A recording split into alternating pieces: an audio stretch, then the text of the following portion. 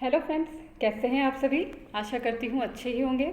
मैंने पिछले वीडियो में कुछ सवालों को आपके लिए छोड़ा था, जैसे कि अपने आत्मविश्वास को कैसे बढ़ाएं, मंच पर बोलते समय यदि आप झिझकते हैं तो उस झिझक को कैसे दूर करें, और यदि जब मंच पर आपका बोलने का प्रथम अवसर है और आप बोलते समय अपना कंटेंट भूल जाते हैं तो आपको क्या करना चाहिए।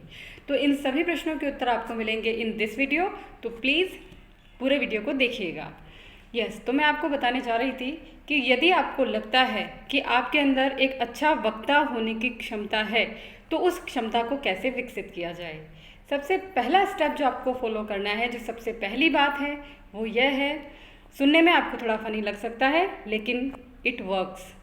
जी हाँ, पहला स्टेप है खुद से बातें करना।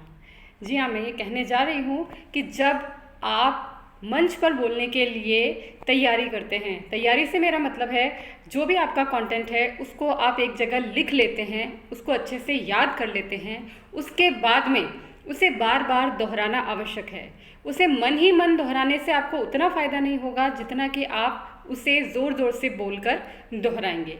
तो इसीलिए जब आप कभी अकेले हों, मसलन आप नहा रहे हों, आप गार्डनिंग कर रहे हो, वॉकिंग कर रहे हो, कोई भी ऐसा काम जहाँ पर आप अकेले होते हैं, वहाँ पर आपको अपने याद किए हुए कंटेंट को क्या करना है, ज़ोर ज़ोर से बोलना है, जिससे कि आपका जो कॉन्फिडेंस है वो बिल्डअप होगा।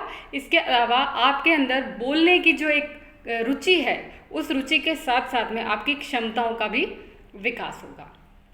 जब आप अपनी तैयारी कर चुके हैं, जब आपको अपना कंटेंट पूरी तरह से याद है, आप उसको दोहरा करके उच्चारण संबंधी जो अशुद्धियाँ आपकी हैं उनको भी आप दूर कर चुके हैं, तो सेकंड स्टेप जो आपको फॉलो करना है वो ये है कि आपको अपने लुक्स पर भी ध्यान देना होगा। लुक्स से मेरा मतलब ये है कि जब भी आप स्टेज पर जाएं तो आप व्यवस्थित होकर जाएं।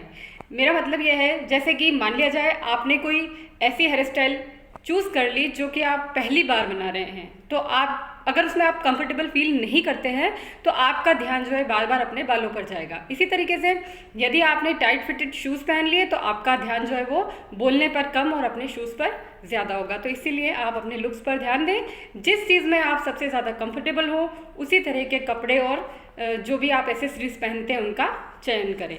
इसके बाद में तीसरी चीज़ जो आती है वो ये आती है कि लुक्स के साथ साथ आपको अपने हाव भावों पर भी ध्यान देना होगा। हाव भाव से मतलब ये है कि जब आप बोलते हैं, जैसे कि आप कोई कोट बोल रहे हैं, कोई ऐसा सेंटेंस बोल रहे हैं जिस पर आप अपने श्रोताओं का ध्यान केंद्रित करना चाहते हैं, तो उसको आपको जोर देकर बोलना होगा। जैसे कि वह पथ क्या पथिक कुशलता क्या, यदि राह में बिखरे शूल न हो, नाविक की कार्य कुशलता क्या, यदि धाराएं प्रतिकूल न हो।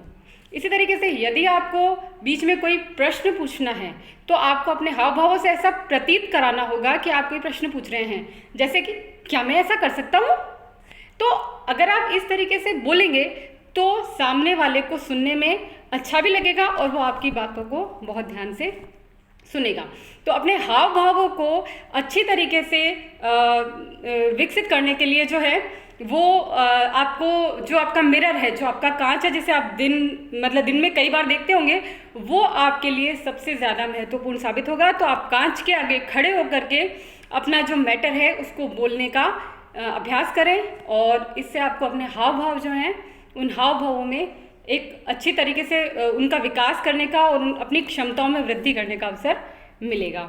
इसके बाद में जब आप बोल रहे हैं, जब आप मंच पर चले गए हैं, तब आपको सबसे पहली चीज़ ये याद रखनी है कि आपको ऐसा सोचना है कि मंच जो है उस पर मैं हूँ, लेकिन मेरे सामने कोई व्यक्ति नहीं बैठे हुए हैं। यानी कि यदि आप ऐसा सोचेंगे कि मेरे सामने सैकड़ों या हज़ारों व्यक्ति बैठे हैं या इतने विद्वान व्यक्ति मेरे सामने बैठे हुए हैं, मैं उनके सामने कैसे बोल सकता हूँ, तो ये सारी चीज़ें अगर आपके माइंड में अगर आ जाती है तो आपकी जो आत्मविश्वास है जो आपका, वो थोड़ा सा उसका लेवल गिर जाता है। तो इसीलिए आपको अपने मन में ये धारणा बनानी होगी कि मेरे सामने कोई नहीं बैठा, इस पूरी सभा में मैं अकेला हूँ। इसके अलावा आप ये भी सोच सकते हैं कि जो मैटर मैंने तैयार किया है उसके बारे में ये लोग कुछ सामने वाले जानते नहीं हैं, तो अगर कुछ गलत भी हो जाएगा तो उससे कोई फ़र्क नहीं पड़ने वाला, क्योंकि कोई भी लाइन टू लाइन आपका मैटर चेक करने के लिए वहाँ पर नहीं बैठा हुआ है। लेकिन उसके लिए आपको ये योग्यता विकसित करनी होगी कि बोलते समय यदि आपको कोई आप लाइन भूल जाते हैं या कोई शब्द भूल जाते हैं, तो आपको क्या करना है, अपना जो दूसरी लाइन है उसको उसके साथ कैसे एडजस्ट करें, उसको कैसे जोड़ें। लेकिन यदि आपका प्रथम अवसर है और आप बिल्कुल घबरा गए हैं बोलते समय, तो अब मैं क्या करूं, तो आपको मंच छोड़कर जाना नहीं है, क्योंकि ये एक मानवीय हम कह सकते हैं एक मानवीय भूल हो सकती है। और जो सामने बैठने वाले व्यक्ति हैं, जो महान व्यक्ति हैं, वो ऐसे ही महान नहीं बनते। जिस प्रॉब्लम को आप आज फेस कर रहे हैं उन्होंने भी कभी ना कभी फेस किया ही होगा। तो इसीलिए यदि आप बिल्कुल भूल जाते हैं तब भी माफ़ कीजिएगा, क्षमा कीजिएगा, इस तरीके से कहते हुए अपना जो दूसरा सेंटेंस है उसको स्टार्ट करें और अपना जो पूरा मैटर है उसको आप ख़त्म करें। जब आप पूरा मैटर स्टेज पर बोलकर आते हो तो आपका एक जो, जब आप पूरा फिनिश करके जब आप नीचे आओगे स्टेज से, तो आपका कॉन्फिडेंस बढ़ा हुआ पाओगे, और जब आप दूसरी बार परफॉर्म करोगे तो आप उससे भी ज़्यादा अच्छी तरीके से परफॉर्म कर पाओगे। तो इसीलिए हमेशा ये मुसीबत से भागने का नहीं सोचना, बल्कि मुसीबत का सामना करें।